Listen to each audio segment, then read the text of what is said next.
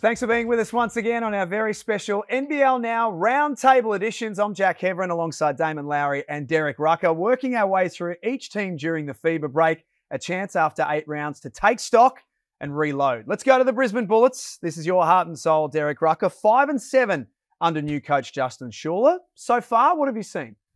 I like what I see. I think they've done a really good job. It's not even like that. I'm not even biased like that. I'm the most objective guy out here. You're right behind me.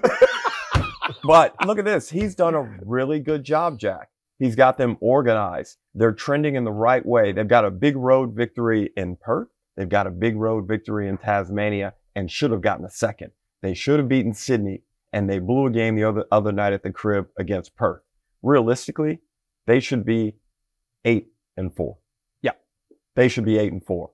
So if you're looking at coaching ability, I give Justin Schuller a B+ with the ability to go up quickly. However, they lost. They lost some crucial games. His players didn't get it done. All right. That was player error in most of those games where they didn't come through. So, you know, there is optimism in Brisbane about the team. And I think that they are going to be really strong and tough to beat anywhere in the second half. How have you graded them? I've got them at a... Do it. Do it. B-. Tough. B-. You know, and realistically, they knock off Perth, and then they're sitting at 6-6 going into the break. I've got them at a solid B+. But unfortunately, Dame, B- is where I got them. Hey, and you know, I didn't get enough B- when I was in school, but I would have loved to have had a couple of them. Now, says the league MVP from the Brisbane Bullets, I agree with everything you said except the part about you not being biased. You're there every week, baseline, you're hugging everybody in the stadium. Anyway, I got Brisbane a C-. Now, I agree. That's too harsh. You're wrong. That's not even right. C-. Protector, wait a minute. security guard. What did he just give Adelaide? Selling tickets and popcorn. What did he just give Adelaide? Do you give him a D? A C? I got Adelaide D- or a D. Let's not go back in the past. I just want to make sure that your curve is accurate. Don't worry about my curve. Okay. Let's stay with. Here's why Brisbane got a C- for me. They're that rescue dog, like I said before. They were scarred from last year. But now, Justin Schuller, to all his credit, you have brought some culture, some credibility. Yes. People can walk outside with Brisbane Bullets shirts on feeling proud now. I thought Terrell Harrison was going to be out, but he came back, which is great. He's huge. Josh Bannon is huge. Sobey's playing at MVP type caliber. You're missing Shannon Scott. Yeah. You're missing that steady head lead point guard. You took Chris Smith off the star lineup and brought him to the bench. To Chris's credit, he's still playing well. I like all the pieces you've added, but your ability to not close out games, and it can't be generalized either. It can't be, we need to just do this and we just got to not take our foot off the gas. There's some specifics that I know they're not going to tell us in the press conference, but I see them. I see the specifics. So for that, you're there, but you're not quite there, C-. You okay with that? Yeah. His explanation justified the grade. I just want to make sure everyone's happy. Yeah, a happy team is a good team. So the big three, let's start with the obvious one then. Are they a contender? Wins against Southeast Melbourne, Tasmania, New Zealand and Adelaide. Losses against Perth, Sydney ×2, Tasmania, Southeast Melbourne, Melbourne and Cairns. So a little bit of both. Are they a contender or not? They are a contender if they get that full squad back out there. Justin Schuller hasn't had access to that full lineup, and I think this break will do them a lot of good. They will definitely have Shannon Scott back when they return. I believe they have a game up in Cairns on December 1st to open up the next phase of the season. And I think if they can stay healthy, having Shannon Scott is obviously a major, major benefit, but Tyrell Harrison must stay healthy. He is one of the top 3 impact players in the competition. If he stays healthy, Brisbane is a play-in team. Mark it. I can't deny that, the Terrell Harrison part. I got him missing out. I got the Bullets missing out on the finals. Where? I don't know. Because like I say, from 7 to 10, whatever. But I got them close. Like, I mean, it could go, they need a bounce. They need something to go their way. Because like you say, they lost some tough games. But like Brendan Joyce, championship winning coach once said, If you can't go to Perth and win, you ain't serious. So Brisbane, I can't take you serious until you start knocking off some of these better teams. Like you say, but they beat Perth and Perth. So they've done that. They've beaten Tassie and Tassie. They called Perth when Perth was like having an identity crisis. That's not Perth. Now, beat this Perth.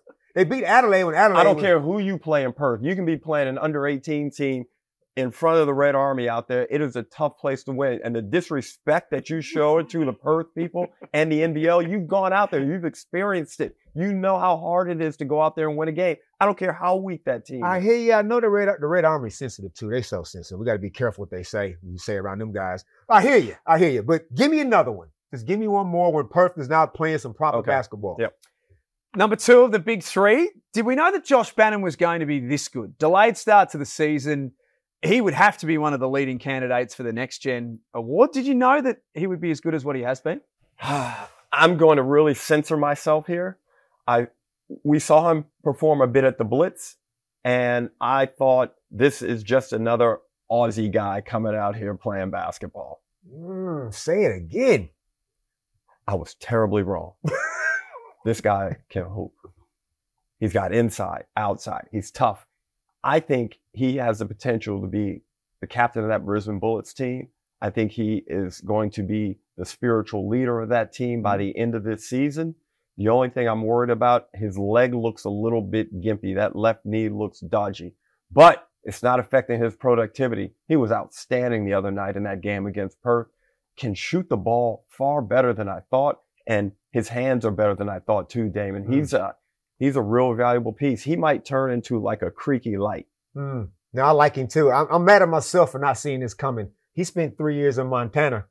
Like if that don't toughen you up, now nothing will. So everything. And also a great place to be lost. That's why you didn't know where he was. In the woods somewhere. Yeah. Hey, everything mobile big. In this era of basketball, when they want the bigs to not post up as much and do stuff on the perimeter, he can knock the shot down. And he can go inside. He got that grunt work. And with him and Tyrell Harrison, I mean, that is your front court for the next 10 years, as far as I'm concerned. So I didn't see it coming, but good luck to him.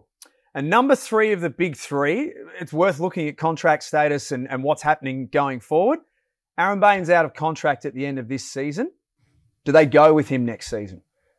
Well, depending on what the numbers are. 900,000.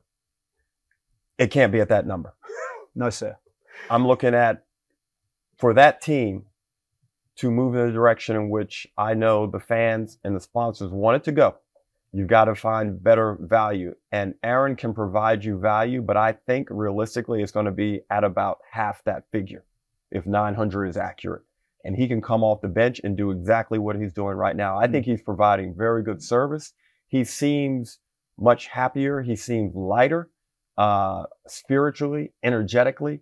And I think as the season goes along, he's going to continue to improve. And I think he's accepted. And again, shout out to these guys who are accepting getting put into reduced roles on the bench, because I did not have that maturity as a player. I would have been arguing with the coach. I mean, I admire it. I didn't have that ability to acquiesce so easily. But it's all about what you can do for the team. And I think you can have Aaron coming off the bench now for the next 3 seasons. Like you say, lock Bannon up, lock Tyrell up, and you've got 3 solid local pieces. Acquiesce. Look that up when you get home. Yeah, you didn't have a relationship with the bench like I had. I had a bit more of a relationship. No, I did not. Now, Aaron Baines, and let me just say, I have no idea what this man pocket is like. I don't know about 900. I'm just throwing out. Well, why would you put that out there during mine? I based my whole soliloquy off of 900. Just to see what your conviction was like. Okay. That's the only reason. But, and I agree with you, Aaron is not the future.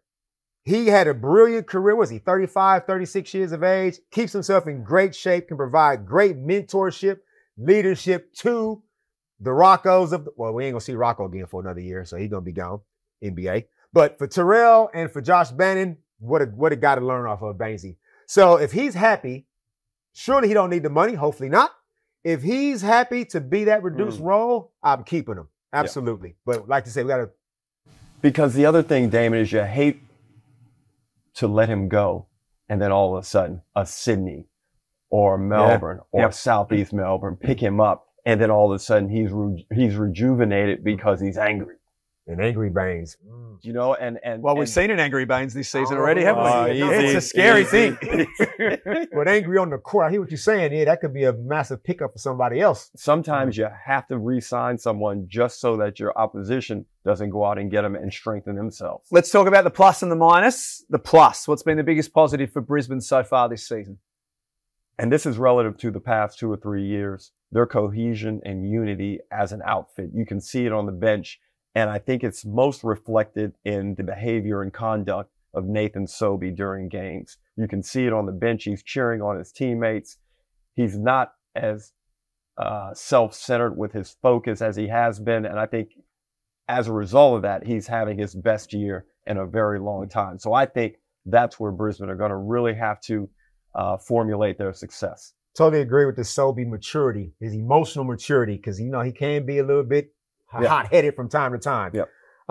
Similar thing, I got your respectable franchise. Like your respectable franchise, because it would be disrespectful to circuses to call you a circus for last year. This year, you guys are legit respectable. Leroy Loggins is at the game smiling. Yeah. Derek is over there. You in a better mood too when you're doing Brisbane Bullet games. That is true. That is true. Yeah. Now all we need there. How are you so observant? I see it, man. Am I that easy to read? Of course. Yes. Jesus. Point guard stuff. We see this stuff. Now all you got to do is get Leroy Loggins' signature on the court. Oh. You got the Brett Maher court. Leroy can't get his name on the court. You do that, and we are good. I love that. We're proactive here on NBL now. The minus, what's been the negative for the season so far? Minus, I looked at their shooting percentages. Can't shoot. Well, not only did you look at their shooting percentages, but you looked at my phone because I had the same thing. Hey, perimeter shooting. When we're in school, sometimes you got to sit next to the smart people and just peek over there and acquiesce, whatever the hell that means. Acquiesce. 37% from deep water. Not even 37%. No, 28. Yeah, sorry. Deep water is not where they belong. Streaky, can't shoot well. So as the playoffs roll around, if you want to be a part of that, you got to be able to stretch the D because everybody's going to collapse. Everything gets harder in the playoffs, and perimeter shooting is going to be a must, and you're not hitting enough shots from downtown. So that was my negative. And I think this is probably going to be one of the big drawbacks from Nathan Sobey's MVP candidacy is he has not shot the ball well from the three-point line. Granted, the other night in that Perth game, he had some rattle in and rattle outs. I think he had 3 of those. But, you know, I think he's at about 24, 25, 26%. So he needs to lift his three-point shooting. If he does that, and I think that will lift the team percentage, and then they'll be in a much better position. Predictions? Where do they finish at season's end? Are they play in, play off, or playing in Bali? Yeah, I got him in the pub in Bali. Sorry, fellas, for all the respectable things you've done this season. I just got them just missing out. But like, it's hard when you come from where they come from a year ago to then make the playoffs. It would have been an awesome, good Cinderella story kind of thing. I just think you're missing that intangible that you can't find on the stat sheet. How do we win these tough games? And you're losing too many of those. So I think they're just going to miss out just short. So I got no finals, but that might be translated into 8th. I've got them making the play-in, 6th place. And I formulate off of this. They're in the top 6 right now in defensive rating. And we know the importance of defense in the NBL.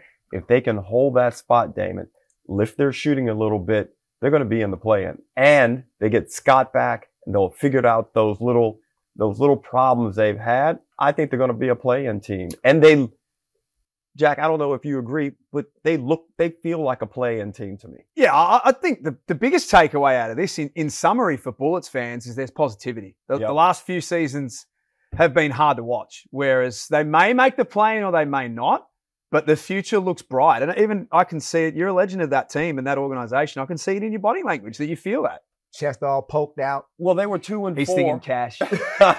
He's singing some little speaking gigs and some little extras.